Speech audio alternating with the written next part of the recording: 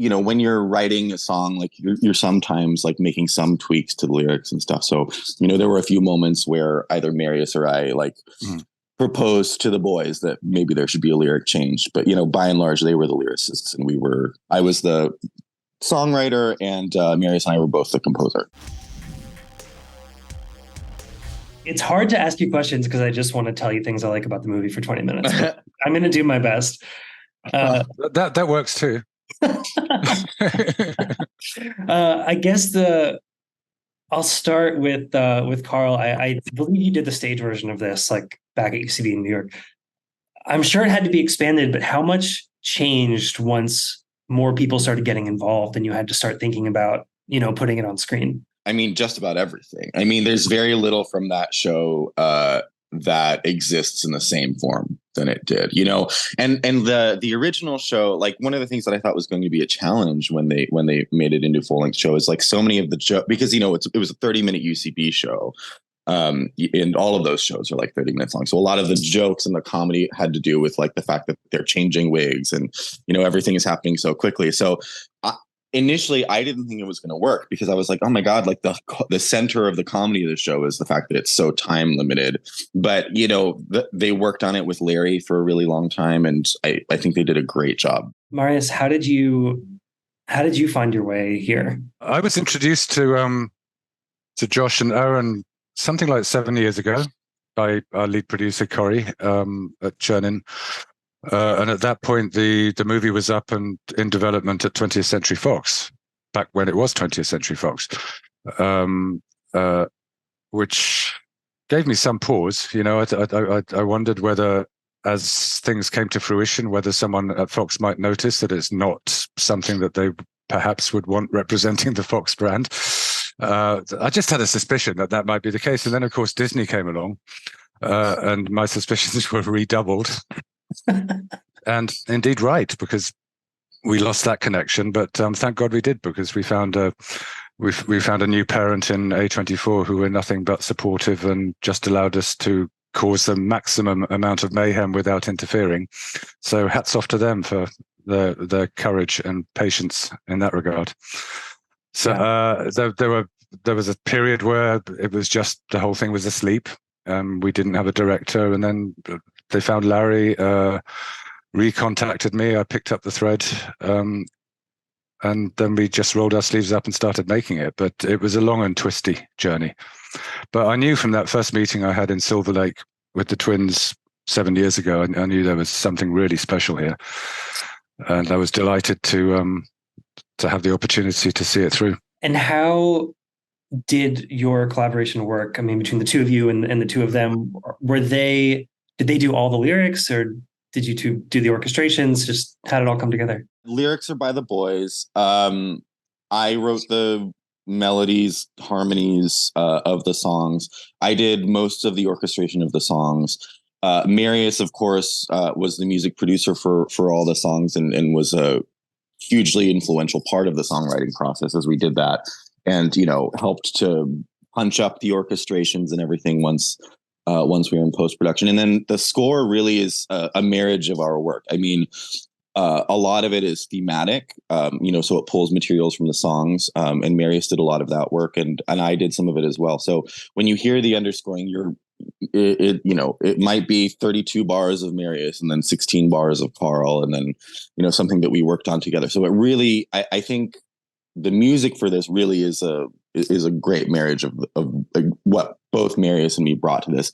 And of course, like, when you're writing a song, like you're sometimes like making some tweaks to the lyrics and stuff. So, there were a few moments where either Marius or I like proposed to the boys that maybe there should be a lyric change. But, by and large, they were the lyricists and I was the songwriter, and Marius and I were both the composer. What's kind of interesting about the process that I discovered as we got into developing new material for the show is that Josh and Aaron kind of put a phone on the table and sing an a cappella version of the song. And in many respects, it's actually pretty close to how it turns out. So, I think you'd agree, Karl, that it's not a traditional sitting around a piano song composition process. It's like more of a relay. Yeah, and I would say that like they have a very like they always know like how the songs are going to scan. They know how they're going to move. So like having that information coming into the songwriting process was hugely important. Sure. And how much were the vocals done on set versus in the studio? Because I would have guessed in the studio, and then there was an outtake, I think, of Megan Mullally like on the set belting something out. So yeah, I'd hesitate to put a percentage on it because I haven't dug through it and worked that out. But a lot of it was recorded live. wow. A lot of the most of the twin stuff was live on set. A lot of Megan was live on set, and a fair amount of Nathan was. Megan was lip synced, but I'm a big fan, without getting fetishistic about it, I'm a big fan of recording on set because you get a kind of verisimilitude that is very difficult to achieve with pre-records. And so I was pleased that even in a extremely condensed 20-day shoot that we were given the opportunity to slow things down and do what you need to do to get good live takes, and that we were able to use a fair amount of them. And were there musicals that you two used as reference, either in songwriting or orchestrating? Because one of my favorite things about this is like how sweet the music sounds paired with these like insane lyrics. I wasn't aware of any specific references. In fact, we were just talking about how I think we believe that one of the strengths of this is that in spite of we're going for comedy as much as we can in the songs, that there's very, very little or almost nothing that's to do with parody and referentiality. So the songs, live on their own.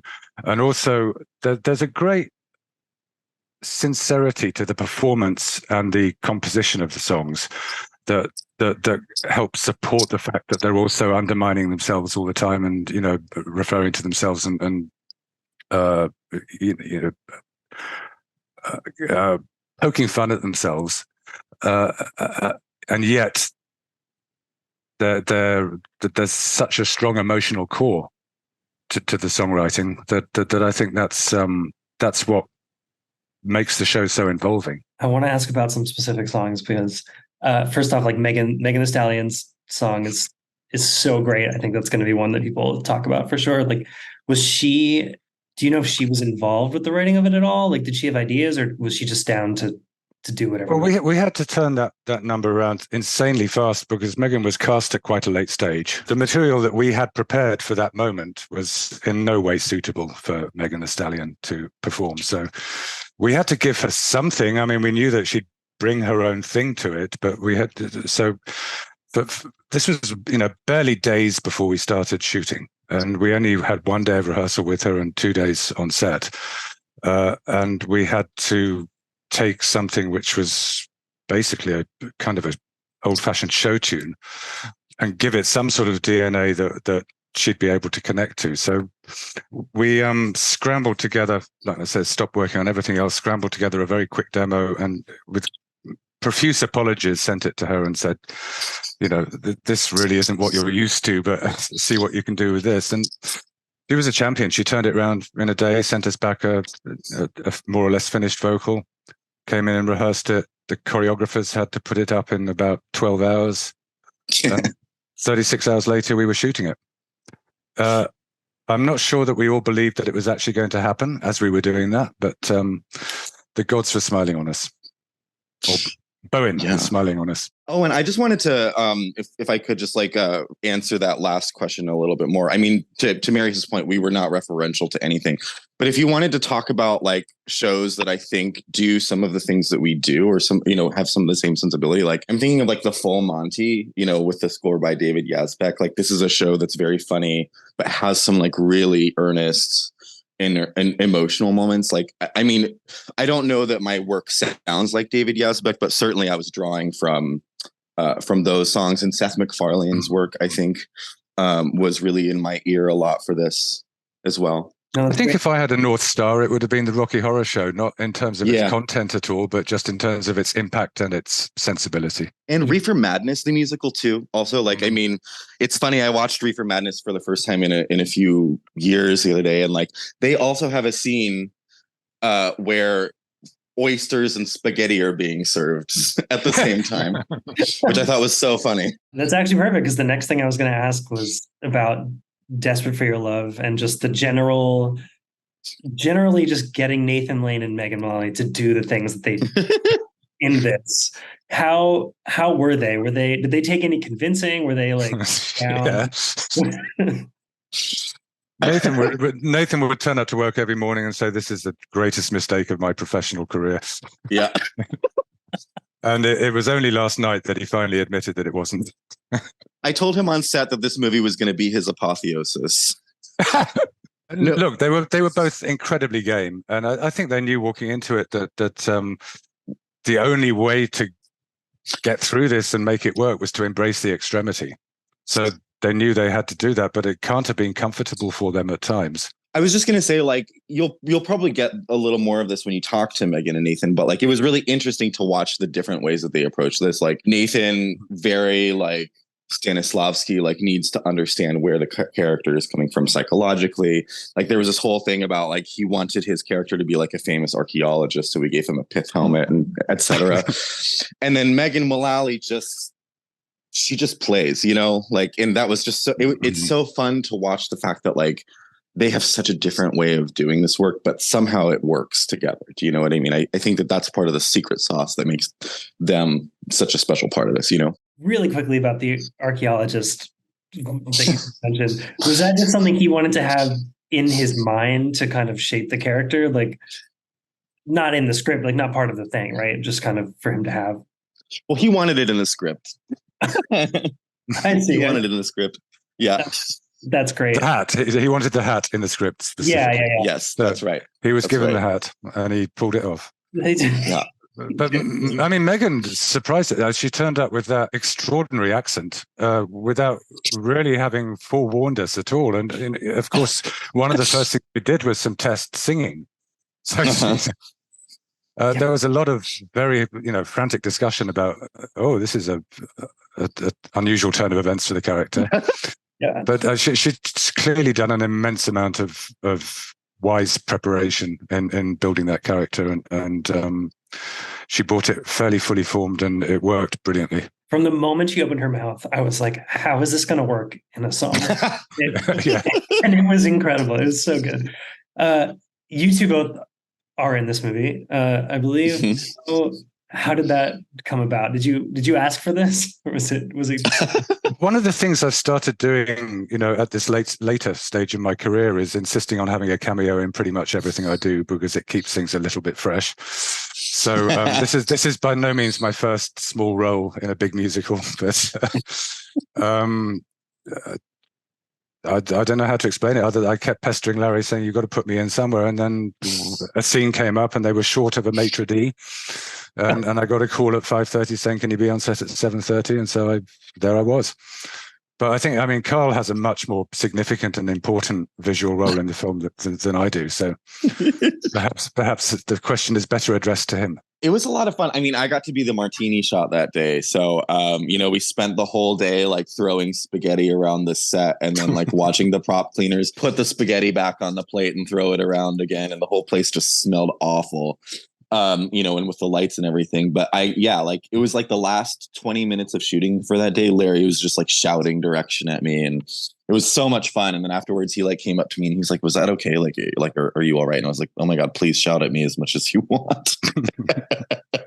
Yeah, it was incredibly fun. And I know they wanted to originally put me in a tux, and I'm so glad that they let me wear a caftan instead. Was there anything that didn't make it into the movie? Like that was too much? No. Nope. Well, I mean, I'll tell you why. We shot this in 20 days. And so what we shot is what you see, really. I mean, it's amazing that it took us so long to edit it. Oh, really, wait a second. Marius, though. No. There was, in Megan's song, there used to be a moment where she was playing a fish harmonica and air drums. And we worked very hard to work the fish harmonica into the song. Oh, yeah, and that did not make it. Yeah, yes. Sadly. Yeah, Megan had a drum solo. Yeah. Wow. Yeah. I kind of missed that. One day. I do too. One day the world will see it. Yes. And then that's when the movie went from being an 88-minute movie to being an 87-minute movie. the crucial 1 minute. Yeah. I also, now that I'm remembering more, I feel like there was a theremin at one point in the score. Did I make that up? Or was that? No, It's an owned Martineau. it's an odd which Martineau, is yeah. Yeah, which is similar to a theremin, but it's a keyboard instrument that was very like Messiaen used it a lot in his Turanga Lila symphony. But yeah, we got the VST. I originally the Pussy was supposed to be horrific, so we had this like actually huge cue that was like a reference to Jerry Goldsmith's Alien, where the Onde Martineau had a really prominent role, but we ended up having to cut that when the Pussy ended up being very cute. Wait, so that instrument came in as like a thematic instrument for that? Yeah, for the Pussy. Yeah, that was the Pussy instrument. Yeah. And then on Martineau, apart from Messiaen, the most recent expert or virtuoso on the on Martineau is Johnny Greenwood, who used. Oh wow, that's right. That's right. Yeah. Amazing. Okay, I think I'm coming up to the last couple, but I'm curious. Do you two each have favorite songs that you were able to work on for this? For me, the real standout is Lonely. Yeah, me too. It's the kind of most extreme example of the way that since the sincerity in the songwriting is juxtaposed with the ludicrousness of the situation, and I think it pushes that device about as far as it can go. And again, remember that we were I was kind of lifted out of like being alone in my apartment through the pandemic to do this, and I think a lot of people on set were sort of feeling lonely, And so like on the day that we got to see that shot, Megan Mullally's performance was just, like, we were all just weeping. So I think for me, like, that felt like a real coup. Like, not only were we getting everyone on set to laugh and sing the songs, but we were also getting them to cry, because of, like you said, like the sincerity of her performance in that. And Nathan, when we did our first set of piano demos just after the pandemic, just at the beginning of pre-production, and sent them to Larry. First of all, amazingly, he liked them all. So, we were off to a strong start. But he said, I put the Lonely song, and he said, and I immediately wept. And then I went outside for a walk, and I came back and played it again, and I wept again. So we knew that we had a tearjerker on our hands. Wow.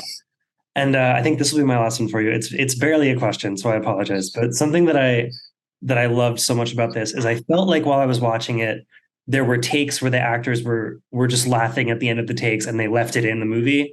And to me, it just speaks to this thing where, like, this movie's insane. It's so raunchy, but it's so sweet and has so much heart at the same time, which I think is why, like, to me, I think that's why it works so well. And I was just wondering, I guess, is that something that you all talked about and had discussions about and like made an effort to preserve as you were putting this together? I think there's something about the fact that it was lifted conceptually from that initial 13-minute rowdy comedic stage show, and wanting to keep a sense of liveness about it and a sense of theatricality to it right across all departments.